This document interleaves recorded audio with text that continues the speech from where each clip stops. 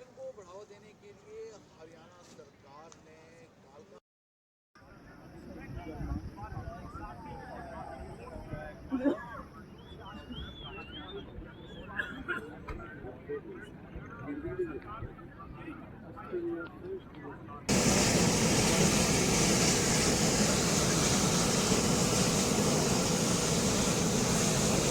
किया गया बहुत बड़ी उपलब्धि है प्रदेश के लिए और पर्यटन की दृष्टि से भी क्या कुछ कहना चाहिए? देखिए मित्रों,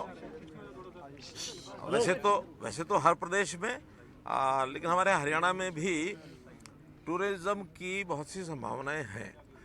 जो कुछ तो हम पहले शुरू कर चुके हैं, कुछ की जो नई संभावनाएं तलाश करके एक ही चीज़ को आगे बढ़ा रहे हैं।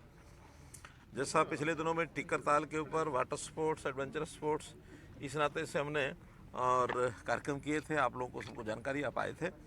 आज उसी कड़ी में इस उत्तर हरियाणा के क्षेत्र में और ख़ास करके हिमाचल का गेटवे ऑफ हिमाचल जिसको हम कहते हैं, तो हॉट एयर बैलून, ये चर्चा बहुत दिनों से कंपनी के साथ चल रही थी। हालांकि बहुत वायबल उनको अभी ये प्रोजेक्ट नहीं था, तो हमने अश्योर किया कि आपका जो VGF के नाते से जो नुकसान लॉस है 2 साल तक हरियाणा सरकार देगी।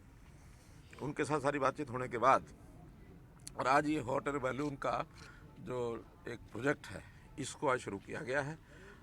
एक ट्रिप प्रातःकाल ये सनराइज़ के समय से पहले इनको करना होता है, क्योंकि उनकी अपनी कंडीशंस होती हैं, हवा की कंडीशन और मौसम का सारा। और ये जो वादी है, वैली है, इसके अंदर उनको सूटेबल ये जगह मिली है। ये सब लोग एक हाई एंड के जो टूरिस्ट होते हैं उनके लिए एक ये सर्विस है, तो उस नाते से अपना ये जो उनका एक प्रकार रहता है संपर्क करने का, वो करेंगे।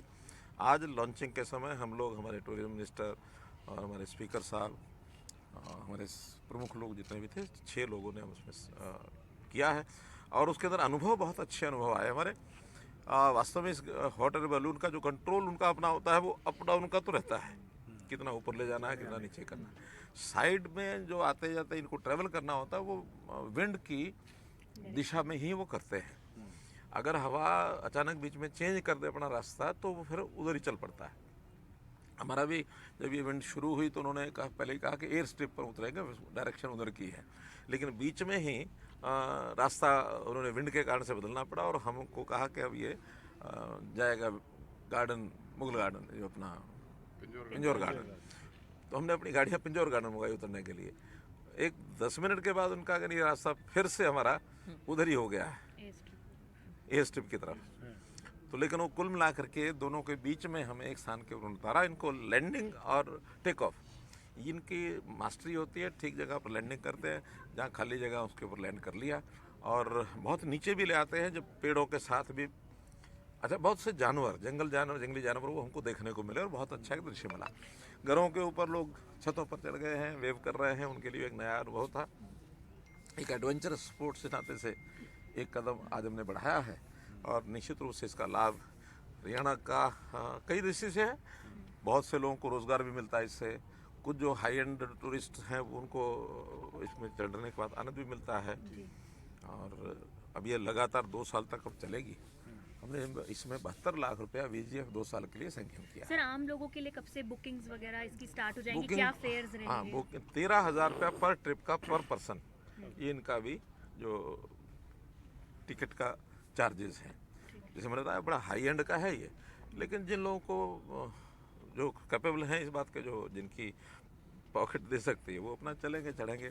सामान्य आदमियों के लिए हमारे जो वाटर स्पोर्ट्स का, जैसा तिलिया इस पर टिक्कर ताल पर हमने शुरू किया था, वैसा ही एक प्रोजेक्ट आज हथनी कुंड जो बैराज है, वहाँ भी पानी की मात्रा है, तो वहाँ हम शुरू करने जा रहे हैं। अब इसके बाद मैं और हमारे टूरिज्म मिनिस्टर, हम दोनों वहाँ जाएंगे और वहाँ भी 1 घंटा भर लगा करके उस कार्यक्रम को शुरू करेंगे। इसी प्रकार के प्रोजेक्ट्स जो अरावली की पहाड़ियाँ हैं, खास करके दमदमा झील है या जैसे वहाँ जंगल सफारी का प्रोजेक्ट है, वो जब शुरू हो जाएगा, तो ऐसे ही इन लोगों से बात हुई है। तो गुड़गांव, दिल्ली का जो टूरिस्ट है वो वीकेंड पर वहाँ जा करके भी ये सब कर सकता है, तो उसको भी विकसित करने का ये सारा विषय चल रहा है।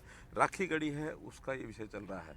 अब नई खुदाई एक ये जो हमारा अग्रोहा है, वहाँ के लिए भी हमको परमिशन मिली है। तो बहुत से ऐसा अग्रोहा के क्षेत्र के अंदर प्राचीन समय के ऐसे जो चीज़ें हैं खुदाई के अंदर मिलने की संभावना है, तो वो सब करेंगे। ये तो महेंद्रगढ़ जिले में नारनौल में धोसी पर्वत, वहाँ भी एक हमने पास किया उसको रोप वे, लगभग 13 करोड़ रुपया लगा करके रोप वे बन रहा है। और ऊपर चवन ऋषि जी का आश्रम है उस पर। तो ऐसे जितनी भी संभावनाएं हमको मिल रही हैं टूरिज्म की, एक एक करके हम उसको आगे बढ़ाएं। सर कितने हॉट एयर बलून अभी मतलब रहेंगे, और टीम जो पायलट्स और सारे लोग हैं एक्सपर्ट्स की, कितने लोगों की टीम है और कहाँ कहाँ? वैसे तो ये अपनी कंपनी का काम है, हमारा नहीं है उसमें, लेकिन उस कंपनी का जैसे आज हमने देखा है तो 2 तो पायलट हैं, एक उनका चीफ पायलट हमारे साथ था, तो आज तो 3 ही थे, और नीचे उनका बाकी सपोर्टिंग स्टाफ है 10-15 लोग, वो भी हमने देखे हैं। तो इनका अपना सिस्टम है, उसमें चलेगा, हमारा उससे कोई बहुत ज़्यादा मतलब नहीं, लेकिन बहुत एक्सपर्ट हैं, इतना हमको जानकारी मिली। और एक सेफ्टी सर्टिफिकेट इनको जो लेना होता है वो उन्होंने लिया हुआ है, क्योंकि सेफ्टी सर्टिफिकेट के बिना ही चल नहीं सकते हैं, तो उनको सर्टिफिकेट मिल गया। सर कल सुप्रीम कोर्ट ने कड़ा संज्ञान लिया है पराली के ऊपर, कोई राजनीति है वो पराली के ऊपर नहीं होनी चाहिए। सर किस तरह से देखते हैं, हरियाणा में ज़रूर मामले कम हुए, लेकिन सीधे तौर पर आम आदमी पार्टी बार बार हरियाणा पर इस तरह के आरोप लगाती है, किस तरह से देखते हैं? देखिए, आपने स्वयं कहा है कि राजनीतिक विषय नहीं है, राजनीति होनी भी नहीं चाहिए। बहुत दुर्भाग्यपूर्ण बात है कि कोई राजनीति करते हैं, और राजनीति करने वालों को इसका लाभ नहीं हो रहा है, क्योंकि राजनीति तो उल्टी उनके सिर पड़ रही है। हरियाणा में जब आप कह रहे हैं कि हरियाणा हमने बहुत कुछ कंट्रोल कर लिया है, जो है वो भी हम ठीक करेंगे, लेकिन पंजाब में और ज़्यादा हो रहा है उसका, वो नहीं होना चाहिए। लेकिन दूषित हवा की कुछ सीमाएं तो है नहीं।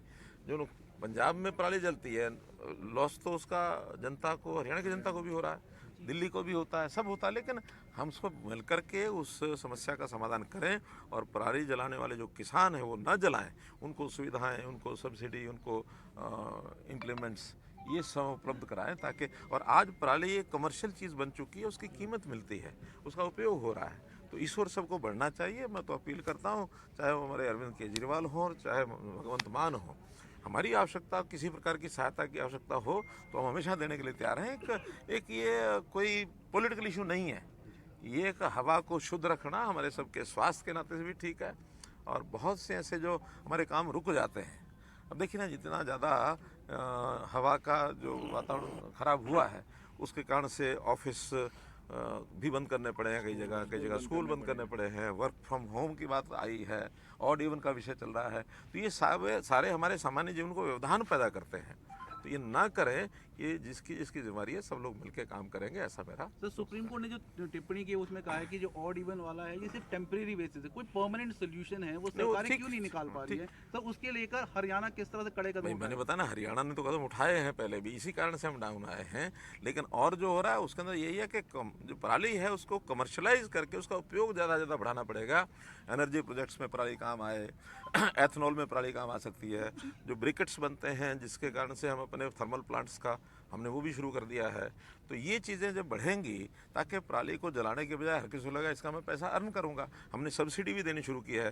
तो बहुत से ऐसे विषय हैं जिनको मिलकर के किया जा सकता है। धन्यवाद। जनसंवाद का कार्यक्रम आपका आज शुरू होने जा रहा है, जमुनानगर विधायकों को भी कहा गया है कि वो सब जाएंगे और मंत्रियों के भी कार्यक्रम शुरू। बहुत अच्छा अनुभव है ये।